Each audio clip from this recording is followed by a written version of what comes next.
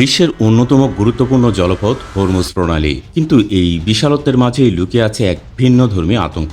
মার্কিন যুক্তরাষ্ট্র এবং পশ্চিমা নৌবাহিনীর জন্য যা এক রীতিমতো দুঃস্বপ্নে পরিণত হয়েছে। টার্গেটের দিকে প্রচণ্ড গতিতে ধেয়ে আসছে ঝাঁকে ঝাঁকে স্পিডবোট, চারিদিক থেকে ছুটে আসছে একের পর এক মিসাইল, চোখের পলকেই বিকল হয়ে যাচ্ছে বিশাল আকৃতির সব জাহাজ। আর এটি কোনো হলিউড মুভির দৃশ্য নয়, এটি হলো হরমুজ প্রণালীতে ট্রলরত ইরানের ফাস্ট বোট স্কোয়াড্রন বা স্পিডবোট ইউনিটের নিয়মিত চিত্র। আকারে ছোট কিন্তু প্রচণ্ড গতির কারণে সামরিক বিশ্লেষকদের কাছে এরা পরিচিত মাস্কিউটো ফ্লিট বা মশার ঝাঁক নামে। ইরানি নৌবাহিনীর এই বিশেষ ইউনিটের মূল শক্তি বিশাল কোনো যুদ্ধজাহাজ নয়, বরং ছোট ছোট স্পিডবোট। সিরাজ, জুলফিকার, তারেকের মতো বিভিন্ন ক্লাসের অত্যাধুনিক সব বোট রয়েছে এই ইউনিটে। গড়ে মাত্র 40 থেকে 50 ফুট দৈর্ঘ্যের এই স্পিডবোটগুলো সাধারণ কোনো নৌযান নয়। অত্যাধুনিক ইঞ্জিনের শক্তিতে এগুলো সাগরের বুকে ঘন্টায় প্রায় 90 মাইল বা 145 কিলোমিটার গতিতে ছুটতে পারে। আকারে ছোট হলেও এদের মারান ক্ষমতা কোনো অংশেই কম নয়। একটি ছোট স্পিডবোটে সাধারণত heavy machine gun, rocket launcher এবং অত্যাধুনিক জাহাজ বিধ্বংসী মিসাইল বা অ্যান্টিশিপ মিসাইল মোতায়েন করা থাকে।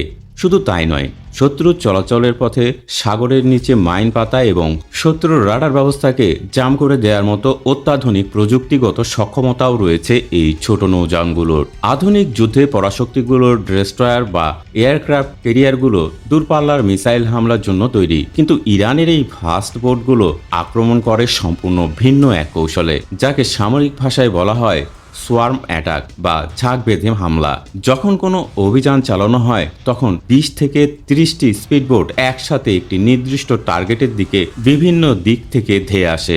আকৃতিতে ছোট হওয়ার কারণে এগুলো সহজে শত্রুর রাডারে ধরা পড়ে না, আর যখন রাডারে ধরা পড়ে তখন একসাথে এতগুলো দ্রুতগতির টার্গেটকে ট্র্যাক করে ধ্বংস করা বিশাল যুদ্ধজাহাজের স্বয়ংক্রিয় প্রতিরক্ষা ব্যবস্থার জন্য অত্যন্ত দুরূহ হয়ে পড়ে। একটি বা দুটি বোটকে ধ্বংস করা গেলেও বাকিগুলো ঠিকই টার্গেটের কাছাকাছি পৌঁছে প্রাণঘাতী হামলা চালাতে সক্ষম।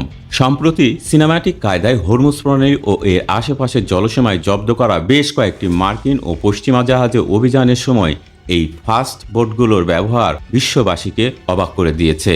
বিশাল বাণিজ্যিক জাহাজ বা তেলবাহী ট্যাঙ্কারকে মাঝ সাগরে মুহূর্তের মধ্যে চারিদিক থেকে ঘিরে ফেলে এই ছোট বোটগুলো। এরপর হেলিকপ্টার থেকে কমান্ডো নামিয়ে চোখের নিমিষেই জাহাজের নিয়ন্ত্রণ নিয়ে নেয় ইরানি নৌবাহিনী।